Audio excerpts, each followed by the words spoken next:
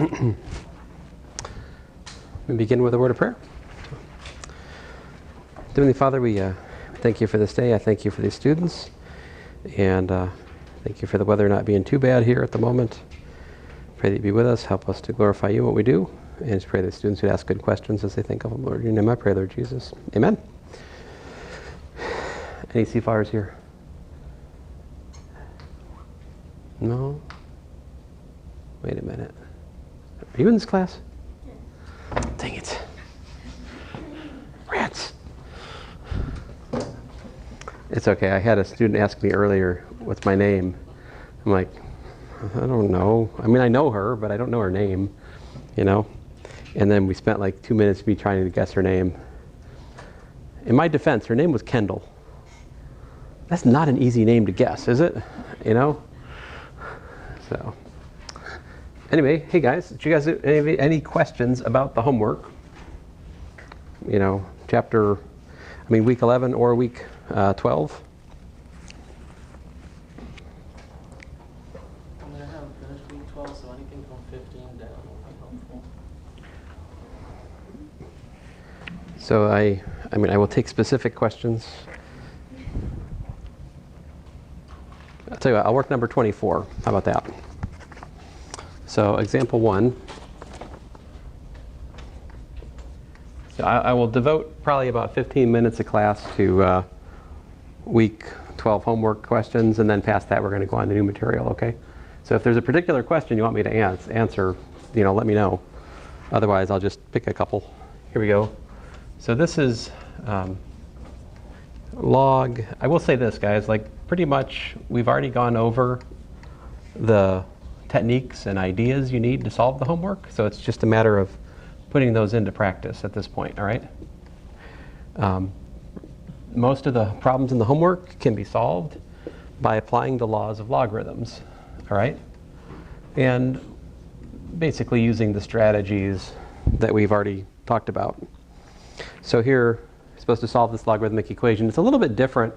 The ones we've had before have just had a plain number sitting over here, right? Like before we had like a 6 over here or a 2 or something like that, you know?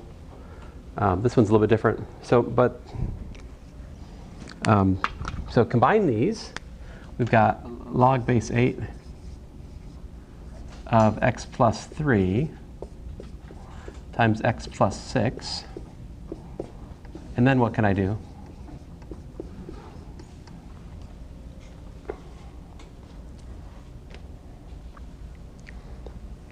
So what we could do is we could exponentiate both sides, right?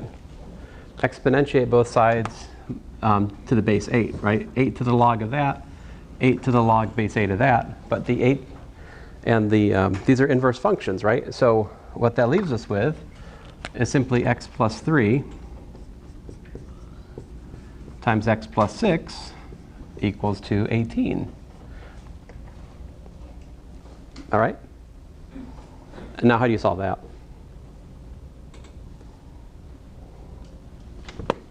See, we're going to get what? X squared plus 9x plus 18 equals to 18. Oh, hey, that's nice. The 18's cancel. And we're left with x squared plus 9x equals to 0. And we can solve that by factoring x out, right? So what are my solutions? Either what? X equal to 0 or x equal to minus 9, right? Any kind of problem like this, we have to go back and check our answers, right? Are these both solutions? Yeah? What do you guys think? I think x equals 0 is okay, because if I plug 0 back into the original equation, what do we get? Log of 3, log of 6, those are defined, that's fine. All right, so x equals 0 is okay. But minus 9, on the other hand, if I look at log of x plus 3, so like minus 9 plus 3, I get log, of course this is log base 8, right? Log base 8 of, minus 6, which does not exist, right? So this one, we cross out, this is extraneous, right? You guys remember extraneous?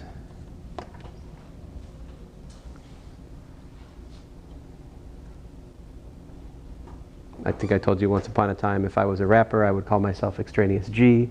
My tagline would be, I'm not even in the solution set. That kind of extraneous, right? At which point you're supposed to like drop the mic, right? So for me, the best I can do, let's see if it works the second time. Nope, it only gets a laugh the first time. I've tested this in 2 sections. The first dropping of the marker gets a laugh. The second won't be acknowledged. That's the rule. I'm going to test the 3rd section, see if I can get a laugh on the second marker drop. We'll find out. So anyway, the answer here is just x equal to 0. So is there another one you guys would like me to work?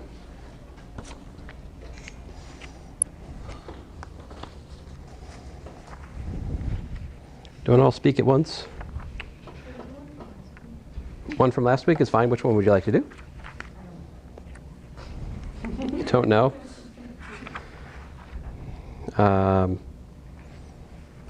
Here we go. Number 10 from last week.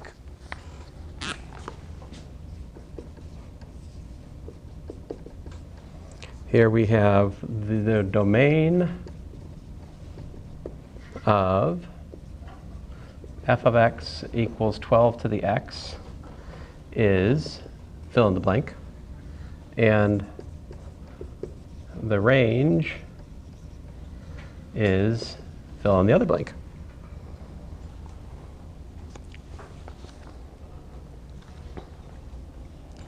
So can you guys answer those?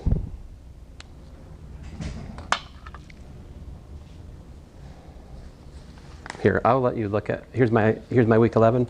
So you sort through here. You pick out which one you want me to do next, okay?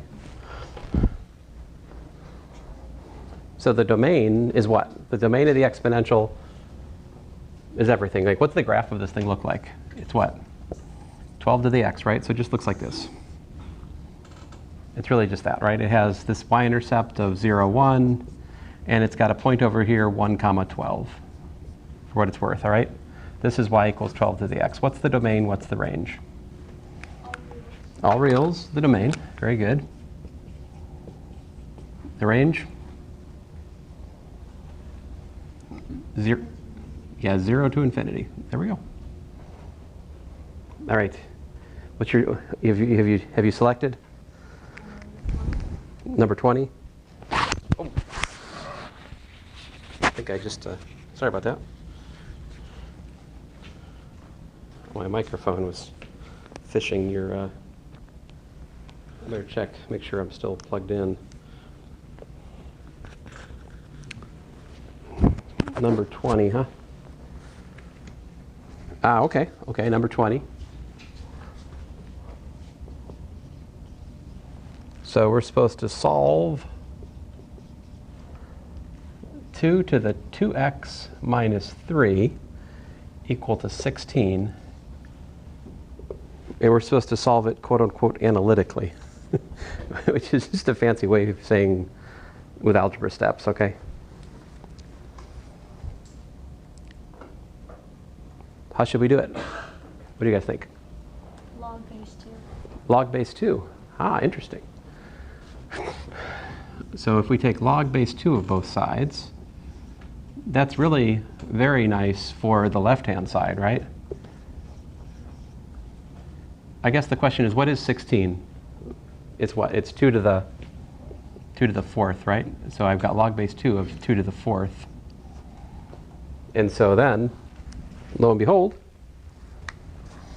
we get 2x minus 3 equal to 4, which then gives us 2x equal to 7, which then I solve for 7/2. So there it is.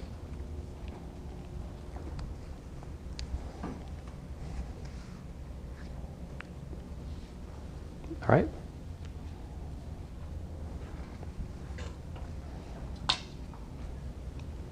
Any other questions? All right. I'll do one more from week 12. All right, and then I'm going to go on to the next topic here. So example 4. Here I am asked to solve log A equal to log E minus n log x for A.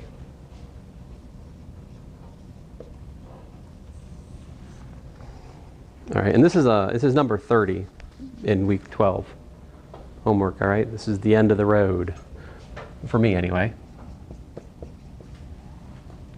How do you do this? Like so, when I solved it in the earlier section today, I just took 10 to both sides and I worked through it, but it was actually kind of cumbersome. Like there's a smarter way to solve this, and the smart way to solve this is to go, okay, so log A is equal to what? Log of E minus log of what?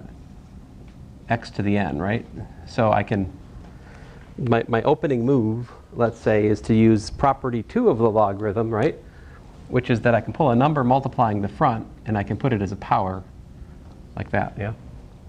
That's one of the properties of logs.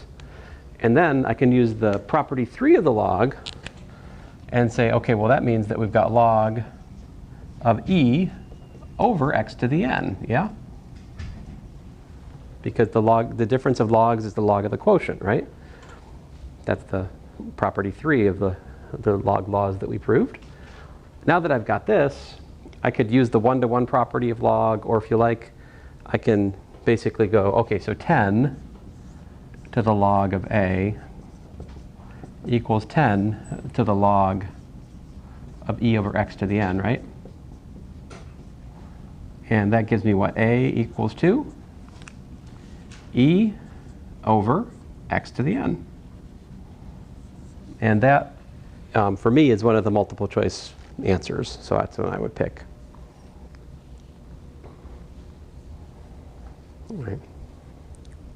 So there are basically two kinds of simplification problems with logs that we tend to ask. The one is to expand, the other is to collapse. So I guess let me just take a second and do an example of each one of those, like example 5. So collapse.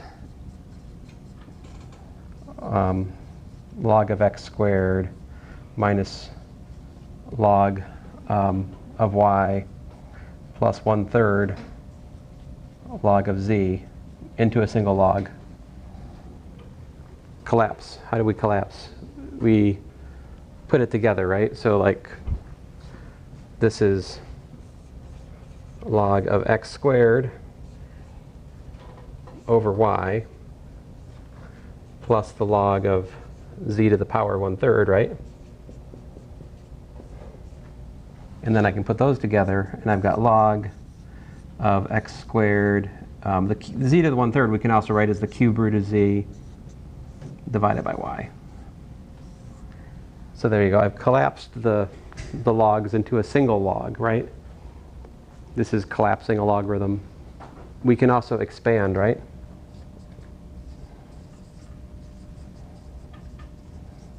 If I have like ln of, I don't know, e to the x, square root of x, divided by yz. So to expand that, I just use the laws of logarithms, right? I'd have like log of e to the x plus the log of the square root of x minus the log of y minus the log of z. And then I can simplify that further, right? What's the natural log of e to the x? Well, it's just x again, right?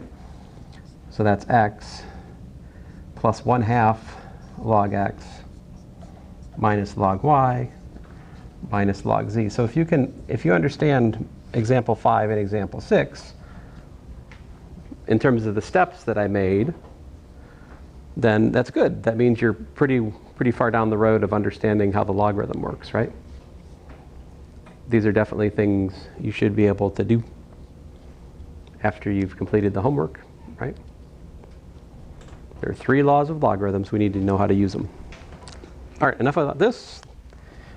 I will go on to the new material now.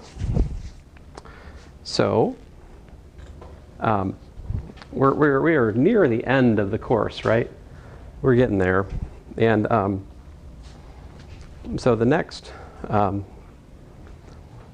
thing to talk about in here, I'm going to jump way, way, way back, all right?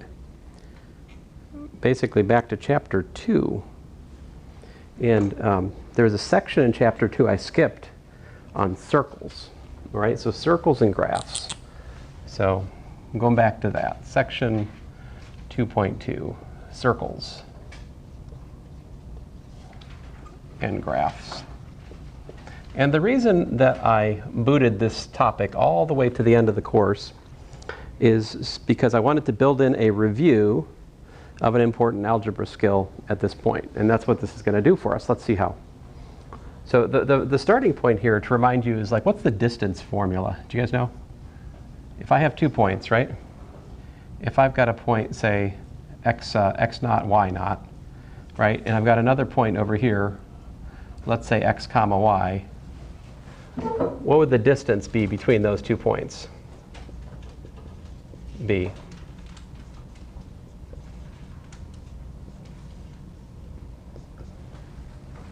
Could you tell me what the formula is for the distance between those 2 points? I mean, they're kind of symbolic, right? But could you give me the formula for them? What's this distance? Rise over run. I think that's kind of the right idea. Y2 over y1, kind of, sort of. Minus. Yeah, there's a subtraction for sure. Let me just introduce some temporary notation for us. So you can think about this little triangle here, right? And you can think about this be delta x and this be delta y, so to speak. So like the run, the delta x would be what? It's like x minus x naught, right? And the change in the height, the change in the y, would be like y minus y naught. Yeah? And so if you think about it, that's a little right triangle, right? So you can find the length of the hypotenuse of that triangle with the Pythagorean theorem, right? And the formula for it would just be the square root of what? You know, delta x squared plus delta y squared. But what is that actually here? The details. Square root of x minus x naught squared plus y minus y naught squared, right? This is sometimes called the distance formula in the plane, yeah? So I think that's the first point of order. We should remember what the distance formula is, right? How do you define a circle then?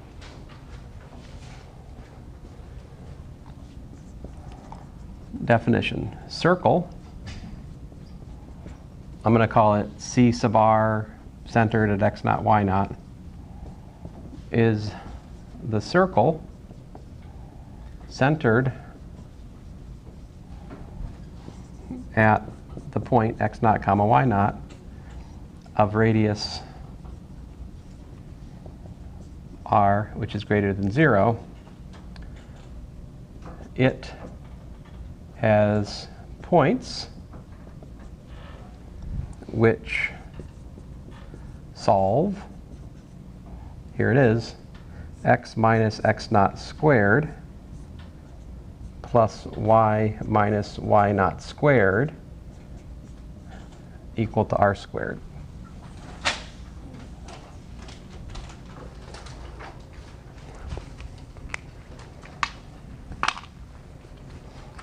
So what is that equation that I just boxed in? What is it saying?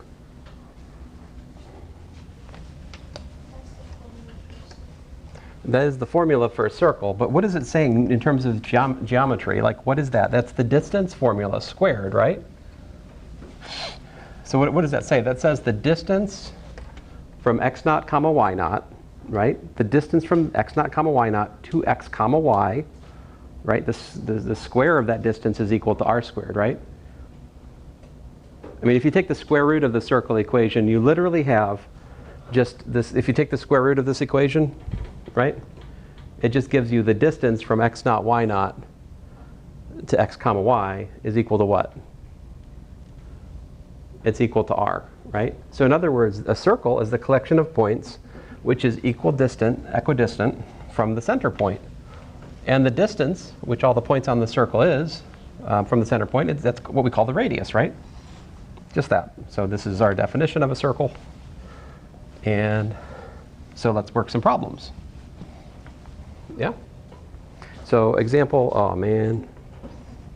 Am I to example 6, is that right? 7? Okay, 7. All right, so let's work a problem here. Suppose you got a circle, right? And that circle looks something like this. And the center of that circle is maybe, let's say it's here-ish, and it's something like 5, 4, right? Just for the sake of discussion, I wanted to make my circle actually kind of looks more like it's at 4, 4, but let me just say it's at 5, 4, so you can see the contrast of the x and the y, yeah? My question for you guys is, what's the equation of that circle? That's a circle. Can you find its equation? What is the equation of the circle I just wrote on the board? Can you tell me?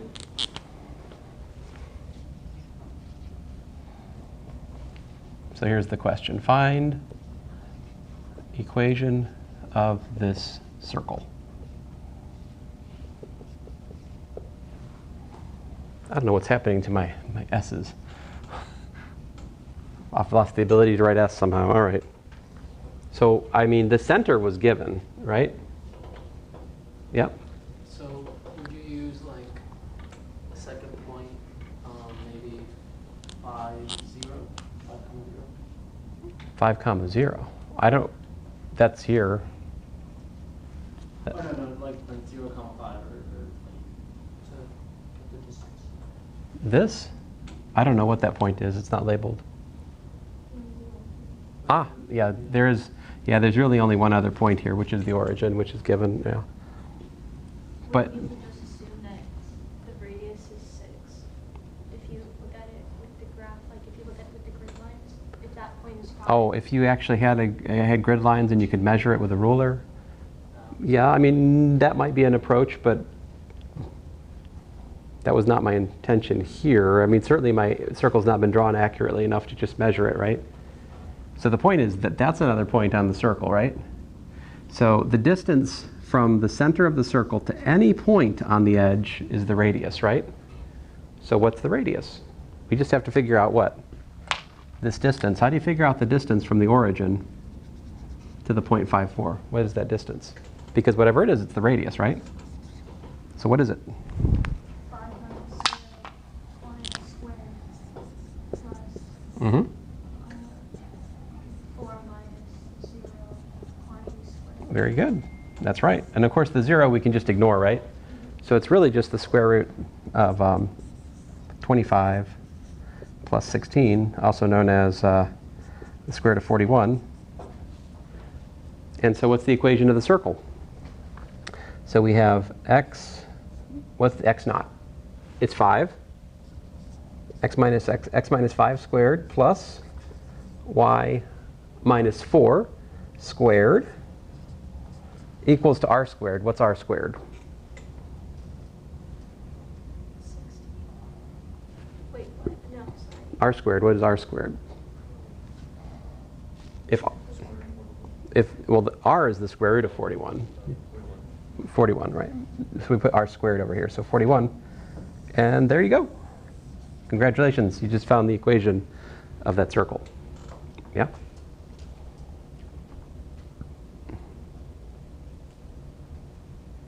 Es bueno.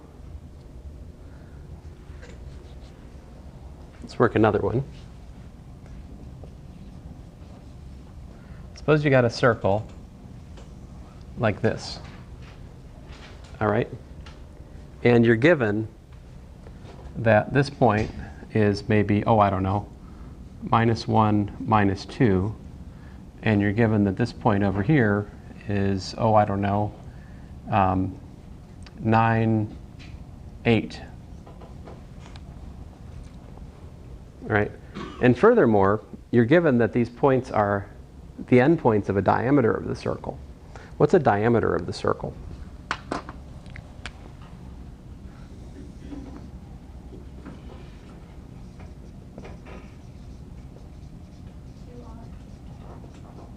Right, it goes through what? center, right? And you're right, it has length 2r, right?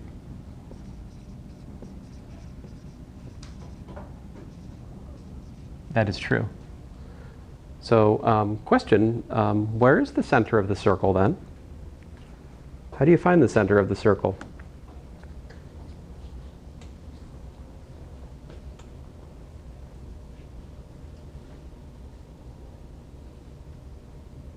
So again, the question here is to find the equation of the circle. Okay, that's my question.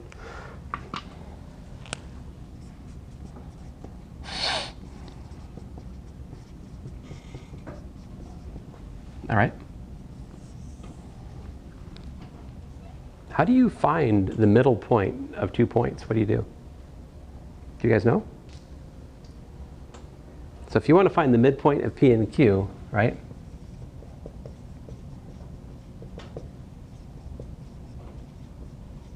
What you do is you just add the points and you divide by 2. What do I mean add points? What's that mean? How would you add points? What would that even mean? Well, I'll tell you. When we add points, what we do is we add the x components to the x component, and we add the y to the y. So we just, 9 plus minus 1 is what? 8. And minus 2 plus 8 is, what's that? 6. And then I divide by 2, which means you have to divide each one by 2. So the midpoint, if I haven't made a silly mistake, is 4, 3. Which I think seems plausible, right? So we just figured out that this is my center, right?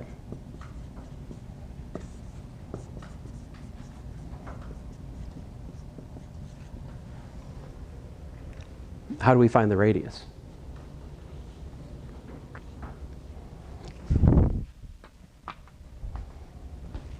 Does that make sense? Does this make sense what I just did?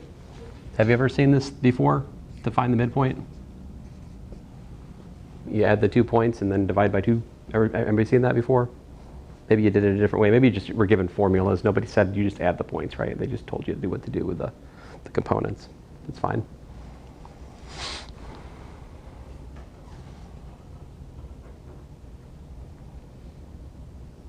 So how do I find the radius? Same way as we did before? Okay, so which one do you want to use? Do you want to use the 9, 8 in the center, or? I mean, there are 3 different ways I could think about going here. I could calculate the distance from minus 1, minus 2 to 4, 3, and call that r. Or I could calculate the distance from 4, 3 to 9, 8, call that r. Or I could calculate the distance between 9, 8 and minus 1, minus 2, and call that 2r, right? And divide by 2. Like, you got choices. So which one do you want me to do?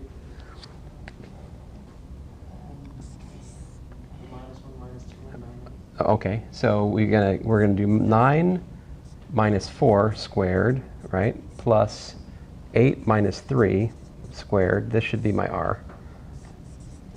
So you're calculating it like here. And what is that? 9 minus 4 is 5. 5 squared, 25. 8 minus 3 is 5 squared, 25. 25 plus 25, also known as 50. So you got the square root of 50. So there's your radius. And so now we have everything we need. Let us write the equation of the circle. What's the equation of the circle? Here it is. X minus what? Minus 4, right? X minus 4 squared plus y minus 3 squared equals to what? What's r squared here?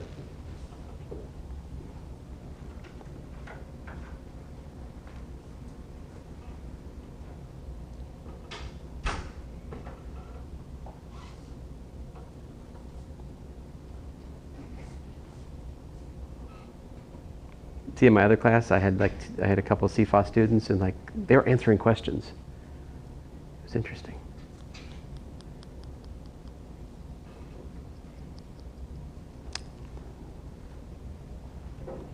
This is pretty low-hanging fruit. Someone can do this. Come on. What do I put on the right-hand side here? 50. Very good. And so there you go. That's the equation of the circle. Okay, so if we're somehow geometrically given information about a circle, if you want to find the equation, what do we need to do? Two things, right? Find where its center is and find its radius. Once you have that, you can write the equation of the circle down. Simple as that, right? Now, let's go the other direction. Suppose I give you an equation, right? And you want to tell from the equation where the center of the circle is, yeah? What the radius of the circle is, yeah? So let me do a trivial problem to get us started. Example 9. So find center and radius of circle given by, here we go, x plus 2 quantity squared plus y minus 7 quantity squared equals 16. So you guys tell me, what's the center, what's the radius for this one?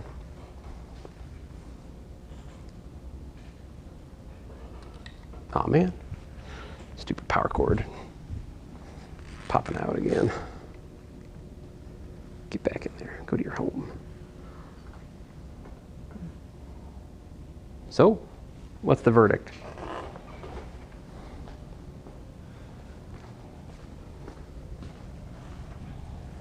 So I just look at this, right? And I can tell you that the center is where? What was that? Other way around. Minus 2, 7, right?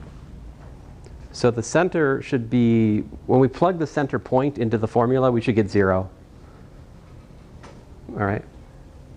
So if you plug minus 2, 7 into it, you get 0, you know? Is that equal to 16? Of course not, right? Is the center of a circle on the circle? It's not, right? So we shouldn't expect when you plug the center in that you satisfy the equation, but nevertheless, that's it. What's the radius? What's that? Radius r equals to 4. Very good. You're like, will there be a question like that on test 3? Yeah, there might be. It might just be that simple, but you got to be ready for it, right? If you haven't studied this and you don't understand what the equation means, how it relates to the center, you know, it's easy enough to get this wrong. But there's no need for it, right? Now, example 10, it's going to be a little bit more nuanced. Here we go. So suppose you've got x squared minus 6x plus y squared plus 14y rather equals to 100. I want you to tell me what's the center and the radius of this circle. Can you find the center and radius of that circle? First of all, you should be like, circle? That's a circle?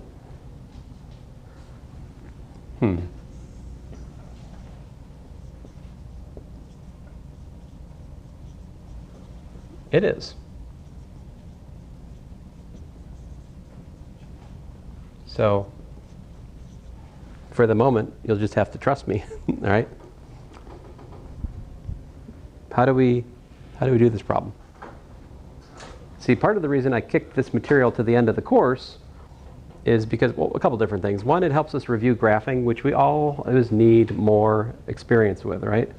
But the other thing is this gives us a chance to yet again practice completing the square. See, because the way to solve this is to complete the square. Not once, but twice. Check it out.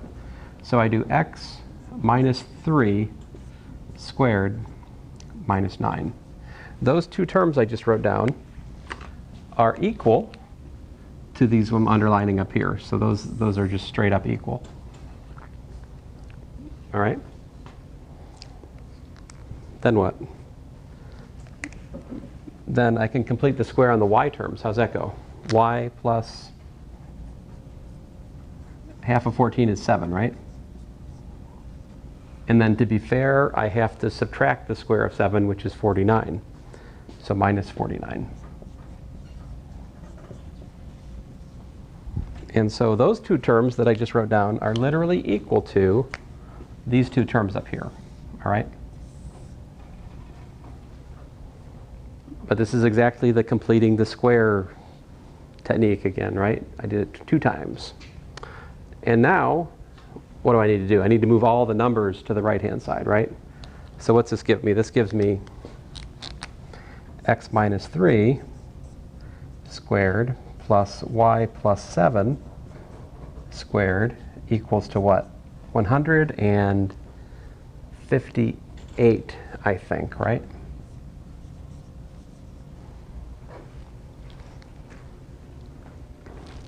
All right, so where's the center and what's the radius for the circle?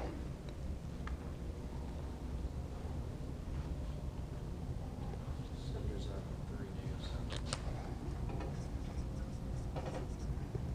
3, negative 7, very good. Radius?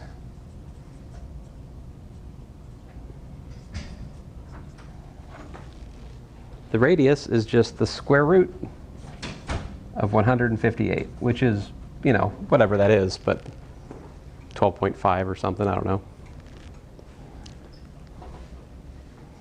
All right, and so there it is.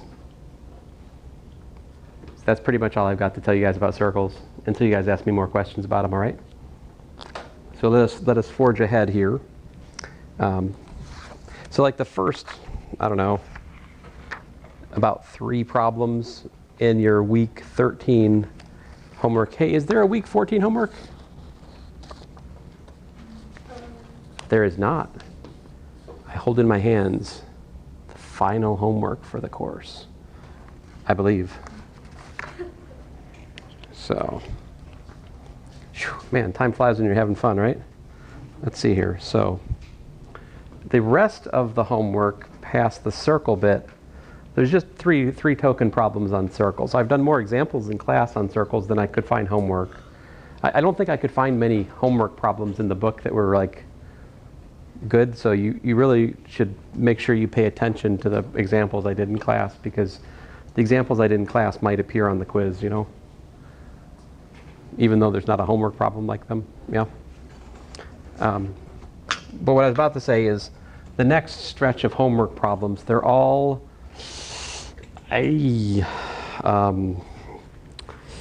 word problems. So, yeah, here we go. So word problems. In other words, applications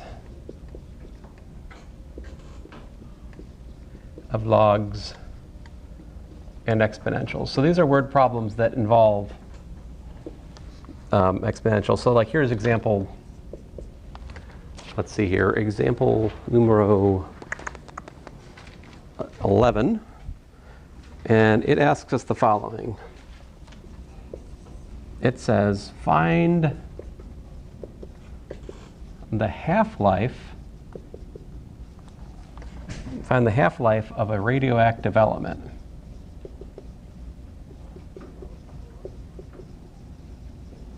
All right, which decays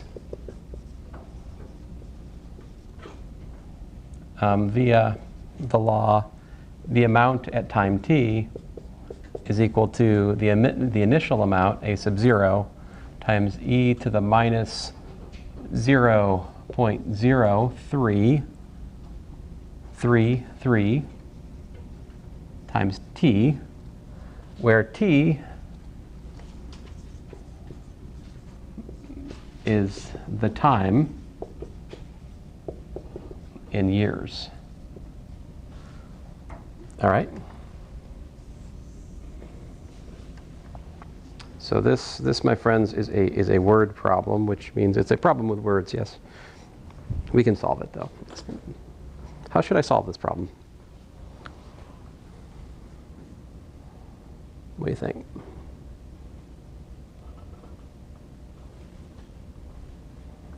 what does it mean, half? What is half-life? So if you read the text, or if you've had previous experience with chemistry or whatever, you would know that the half-life of a radioactive element is when like half of it's decayed, right? So if I have like a pound of radioactive bologna, and then after a certain amount of time, I only have a half pound of radioactive bologna because the other half is like decayed into pepperoni or whatever radioactive bologna decays into. Then the question is, if it took me 10 years for that to happen, then the half-life of radioactive bologna would be 10 years.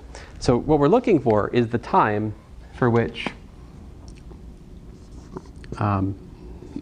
we're looking for the time where it's equal to the initial amount divided by 2, right? Notice that here a of 0 is what? A sub 0 e to the 0, right? So this coefficient out front, the meaning of that is the initial amount of the substance, okay? And so we're looking for the time when the initial amount has dropped to half. I mean, the amount is half of what you started with, right? So like it could be a pound of uranium and, excuse me, a pound, what am I, a troglodyte or something? You have a kilogram of uranium, and after some time you have half a kilogram, right?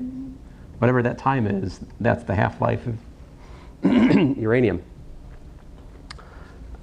which is a long time, by the way. But anyway, so this should be equal to, well, it's also equal to a sub naught e to the minus 0.0333 t. And this t is the half-life. Whatever, we need to solve this for t, that t will be the half-life. The interesting thing is, if you take a kilogram of uranium, or if you take 10 kilograms of uranium, or if you take a gram of uranium, all of those have the same half-life, right? Because it's a statistical process that's just, it's like random, and it doesn't depend on how much of it's present. So you see that here in the math, in that the a sub 0 cancels, right? And you're just left with 1/2 equals e to the minus 0.033 t. There are 3 3's, yeah. 3 3's. All right, now we're back to week 11. How do we solve this?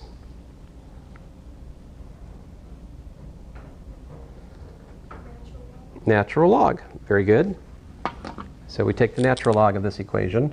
We've got natural log of 1/2 equals to the natural log of e to the minus 0.0333 t. So that gives me natural log of 1/2 equals minus 0.0333 t. How do I solve for t? Uh-huh. So you said just divide by its coefficient. Cool. So we take natural log of 1/2, and we get to divide by minus 0.0333. And that should give me the half-life in years, right? So what is it?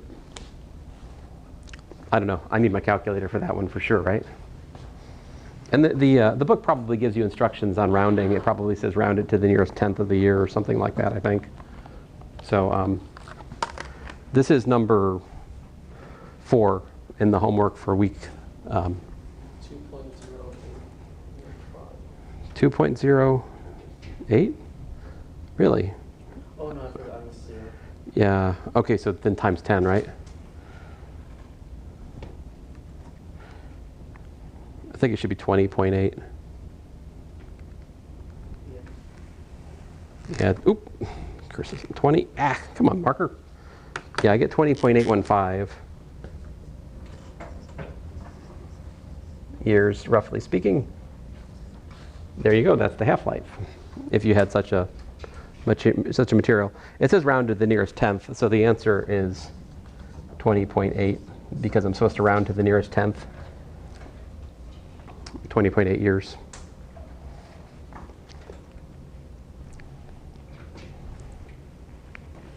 All right. So that's what we're going to be doing next week. Let me tell you what comes after this. So we've got a bunch of word problems here, like problem 5, 6. Suppose an Egyptian mummy is covered with an amount of, okay, whatever. There's a Newton's law of cooling problem. There's a problem about interest. You got yourself something about a tree, another exponential decay, something about bacteria.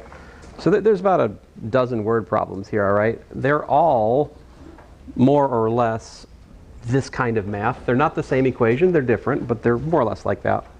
The ones that are more complicated, the equation's given to you. And then, past that, problems 12, 13, 14, 15, 16, 17, 18, 19, 20, 21, 22, 23, 24, 25. Well, okay, so up through 24, these are all solving systems of equations. So given a couple of linear equations, solve it. Right, if you guys remember solving 2 equations and 2 unknowns, or solving 3 equations and 3 unknowns, we'll do those. Past that, there's some questions about like finding a line which goes through points, or a parabola which goes through points. That's going to be an application of linear systems. And then finally, I have a few problems on solving nonlinear systems of equations, which will kind of put the circles and the lines together. And I think that's the end of the road for us. So my section's a little bit different than Dr. Putney's. Dr. Putney has covered some other topics, like Putney's sections are covering hyperbolas, and they're covering something called linear programming. I chose to go a different route here for you guys. I hope that's okay. Anyway, that's where we're going next week. And if I do my job, we should be through all of that by Wednesday. All right, because I want to make sure that if you had to miss Friday, it's not the end of the world for you. So anyway, have a good weekend.